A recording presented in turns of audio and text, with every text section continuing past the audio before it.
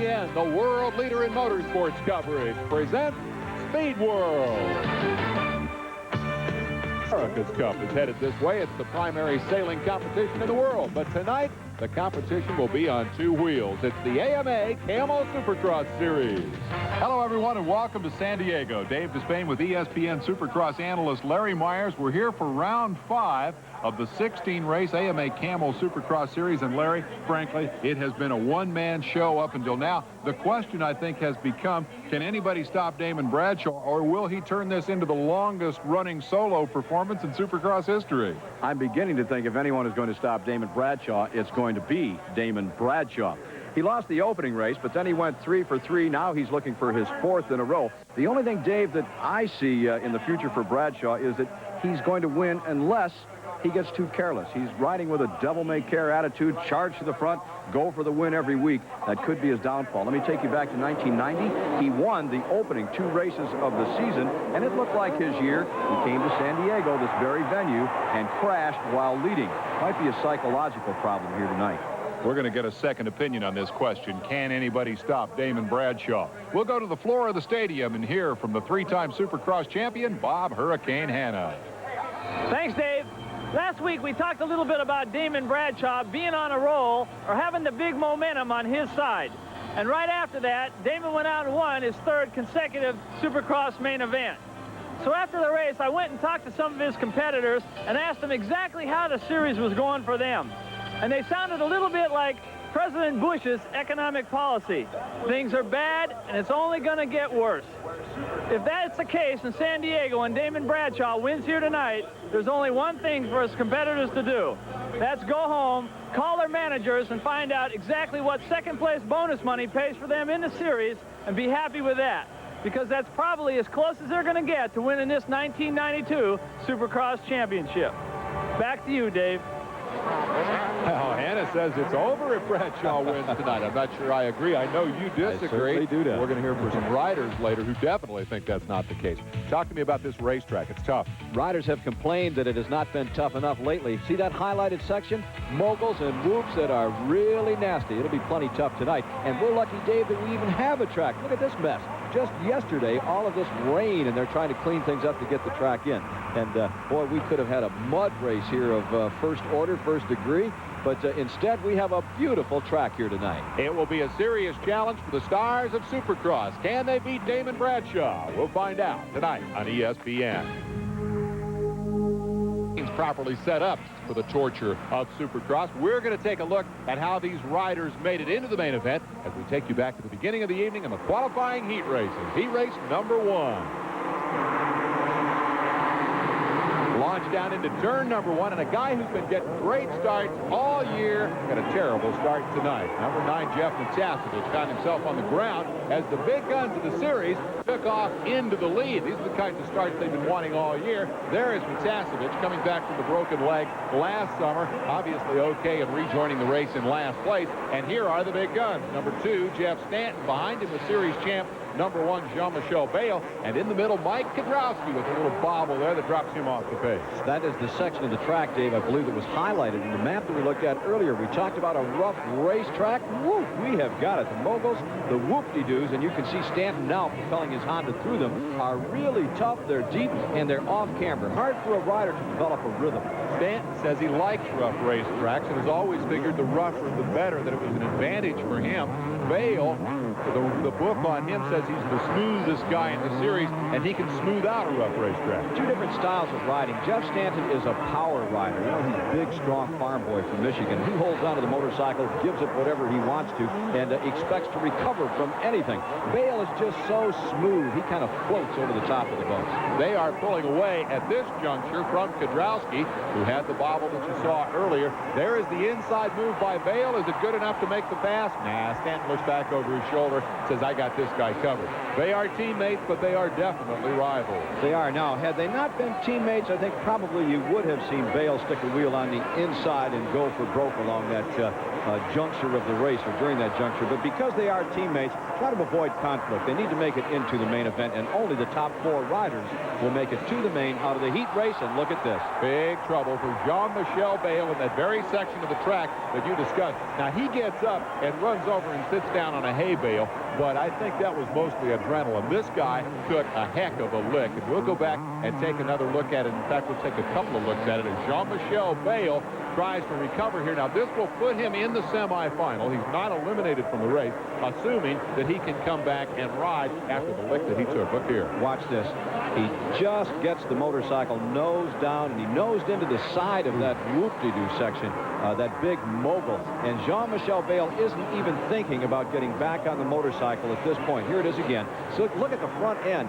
It just buckled underneath him. He hit with such force. And he's not even thinking get back into the race. He's hurt. The seat sort of absorbed some of the impact there and may have saved him. Stanton, meanwhile, now has a huge lead. He's out front all by himself. And we see Doug Dubach now moving up to join a battle with Tony Goldberg. Tony is an Australian rider. He is racing in America, getting a taste of what is generally conceded to be the prestige motocross championship in the world. And right now he's racing for 4. As a matter of fact, in Australia, there is a Supercross series, and this young man, Tony, is leading that series. So he's come to the stage to tackle the likes of Doug Dubach. Dubach takes 4th spot away. Bayle back on his feet, gathering up his belongings and heading back for the Honda pits as if to say, I think I'm going to live. I want to try to ride the semi. I don't know if that aide guy is trying to get an autograph there from Bayle or what he's trying to do. Bayle just wants to go back to the pits. He wants a little bit of, I think, tender loving care. Stanton in the lead all by himself, and we should give a call to the 3rd place man, Sean Kalos, who's been riding very effectively here, and will take the 3rd transfer spot. Stanton gets the victory. Kedrowski survives the early bobble to take the 2nd spot behind a last rider. It is in 3rd spot Kalos and in 4th spot Dubach, and the Australian will have to wait for the semifinal. Let's go to Victory Lane and Bob Hanna. Jeff Stanton, fantastic ride. How's it feel to be back out front? Well, it feels good. It's definitely not the most important one, but the main event's yet to come. Confidence for the main? Yeah, I feel good. The bike's working great, so I just have to get it all together and beat the Wild Man. Good luck. Thank you.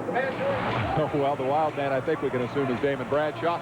Over in the Honda pits, Jean-Michel Bayle, and he is a hurting puppy. I wonder if he's thinking, gee, I hope that motorcycle's bent up badly enough I don't have to ride the semi. They are hard at work on the bike to get it back in shape. He has not lost his chance to qualify for the feature tonight, so the Honda team will worry about the bike, and Bayle will worry about getting himself together as we go on to the highlights of heat race number 2.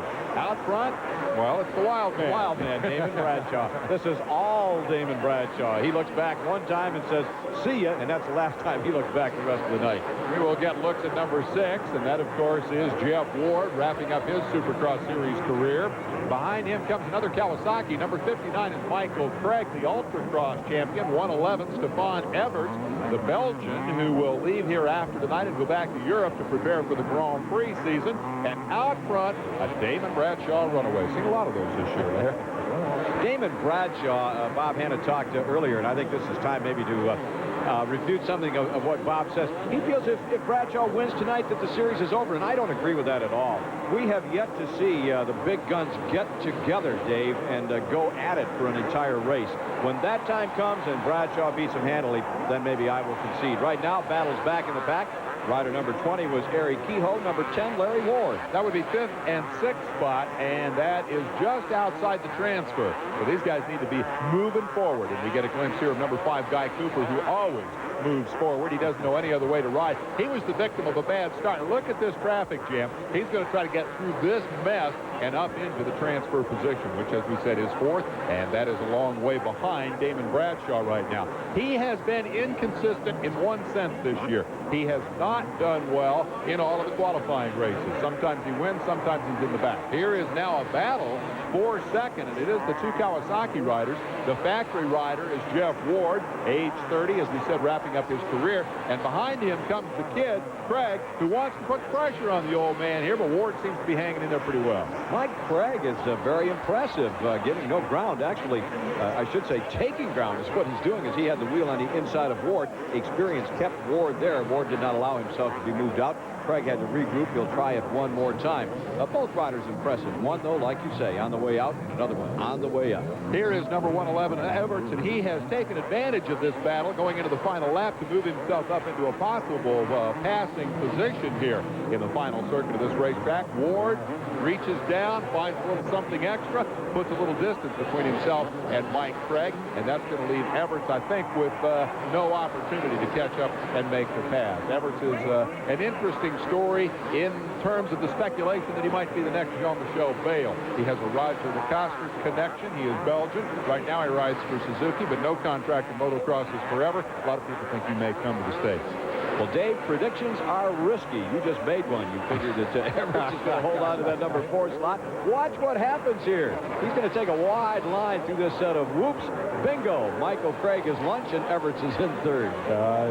Predicting is indeed a dangerous business. Remember that, Bob Hanna, as this series unfolds. Here's the guy Hanna predicted to be the champion with a big clicker, Damon Bradshaw. Great style. Good ride for Everts as he takes the third spot behind Jeff Ward. They are in lap traffic as they come across the checkered flag. And fourth spot for Michael Craig will, however, still be good enough for the transfer into the championship main event. Here is your top 4 from heat race number 2. Let's go trackside and find out about Damon Bradshaw's confidence level. Damon, great ride. Is that what we've got to look forward to in the main? Yeah, Bob, I feel really good. I got off to a good start. I feel like it's, going to be a good night for me so far, so we'll have to wait and see in the main. Good luck, Damon. Thanks a lot. Bradshaw won the second heat and is now getting ready for the main event. When we come back, we'll check the highlights of the semifinals here in San Diego. With AMA Camel Supercross action, nearly 40,000 fans on hand to watch the semifinals. Significant tonight because of the presence of the series champion, Jean-Michel Bayle. After a big crash in the heat race, comes back to try to make the feature via the semi. Number 9, Jeff Matasevich out front. Watch the right side of your screen. Young Jeff Emig over the handlebars and on his head. A little reminiscent of what happened to Bayle. Check it out, the highlighted circle. Here's Emig up, standing on his hands, still holding on the handlebars. I don't know if he thought he was going to save it at that point or not. He just dove off in front of the motorcycle. He was all right. Here he is talking with a couple of Team Yamaha members, and he's headed back to the pits. He'll be ready to go in the last chance qualifier. He'll have one more shot to make the feature. The top 5 finishers from this race are bound for the main, and this is second, third, and fourth place. You know one of these 3 guys. Number 1 is Jean-Michel Bayle. The other 2 are Mike Chamberlain, number 92, and number 826 is Gobert, the Australian. And behind them come Coxey's Army, all trying to run down the leader, Matasevich. You see Bayle quickly disposed of those 2 guys. Now the question is, will he go for the lead? Bayle has spent the first couple of laps, I think, trying to find his sea legs, I think you would call it, if we came off one of those big sailboats that we saw in the early going here. He's feeling the track out, and I think more or less feeling out his own body, Dave. He's hurt. Chamberlain, meanwhile, reeled in by number 23, Ronnie Tishner. Florida boy coming back off a broken hand, suffered in the Japanese Supercross, made the feature a week ago in Seattle, trying to make it 2 in a row here tonight. Good move on Chamberlain as he rails around the outside and up into a transfer position. Tishner moves up to the number 3 position out of Palm Harbor, Florida. That drops Chamberlain back to 4th. Now, Chamberlain still is in a qualifying spot, as is number 826, the Australian rider. But here comes Gene Newmack. He's in 6th and looking for 5th. Tishner, meanwhile, trying to put as much distance between himself and that pack as he possibly can. Now, the hero of this one, Jeff Matasevich, number 9, taking the checkered flag. Crashed in Minnesota, broke his leg. Doctor said 18 months on the sidelines. He came back 5 months later to race motocross, and very well, as you can see here tonight. Jean-Michel Bayle, a conservative second-place finisher. He'll be bound for the main event along with Tishner, Chamberlain, and Brooks. Let's go to Bob Hanna for an update on the physical condition of the defending series champ. Jean-Michel, you had a terrible crash in the qualifier. How'd you feel in the semis? Not too bad, I just tried to race not too fast, try to see if I was okay for the main, and everything feels not too bad, so I think I'm gonna ride. You think you'll be all right in the main? Yeah, I think so. Good luck, John. Thank you. So the champ is alive and well. We go to highlights of the second semifinal. Number 5, Guy Airtime Cooper out in front of his teammate. Number 10 is Larry Ward. Number 7, Michael Rocco. 20, Eric Kehoe. 39, Jimmy Button. And a cast of thousands for what would prove to be a pretty interesting race in this section of the racetrack. First to fall off, Mike LaRocco, the winner of the series opener in Orlando, just got that same little whoop-de-doo section all wrong and tipped over. Didn't go down quite as hard. We'll take another look at it. Watch LaRocco. Comes off with a front end cock just a little bit, and then when he tries to give it some gas, it goes sideways on him. He just steps off nice and easy. No harm done. Except it drops him back, and he's going to have to go to work all over. So now we pick up the battle that involves Kehoe, Button, and let's give Mickey Diamond a call, number 819. Now they're racing for transfer position, and they're going to come racing into that very same section of the track that has taken a toll already here tonight, and we'll show you another interesting little development. They're chasing Larry Ward. Got to watch number 39, Button. And up and over goes the motorcycle. Whack goes Diamond. He's on the ground. Button's motorcycle does a handstand, and I think that one, too, is worth another look. LaRocco just kind of threads his way through there. He'll go on and make that transfer position. Here it comes again. Now watch Button. He just loses control. He gave it too much gas in the wrong place. The rear end kicked up. He went over the handlebars, a la Jeff Emig earlier, and no harm done again. They're both up. They'll have to go through the last chance qualifier. And so that cleans out some of the competition up front, leaves Ward and Kehoe running in the second and third spot. Nothing going for Cooper up front. He's got it all his way, an opportunity to show how he earned his nickname Airtime. 30-year-old veteran from Oklahoma, showing a lot of style. The degree of difficulty of the racetrack has been an issue as we watch Cooper come styling past the white flag. He's still got a lap to go. In Cycle News, the rider quotes have all said the same thing.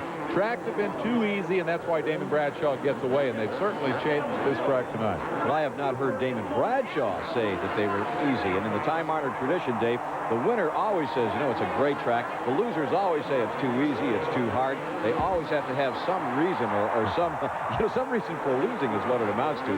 But they have made the track a lot more difficult, and we'll have to see when we get to the main event if that will make a difference or not. Cooper certainly seems to have it figured out. Remember, this is the semi-final. He just got a bad start in his heat race, wasn't able to make it all the way back to the front. Here's the section we've been talking about, and really what they've done is just laid those ruts in diagonally, and that's what makes them a whole lot more difficult to ride. It's hard to get a rhythm through there. Cooper has his rhythm as he turns for home. He will easily win this second semifinal over his teammate Larry Ward.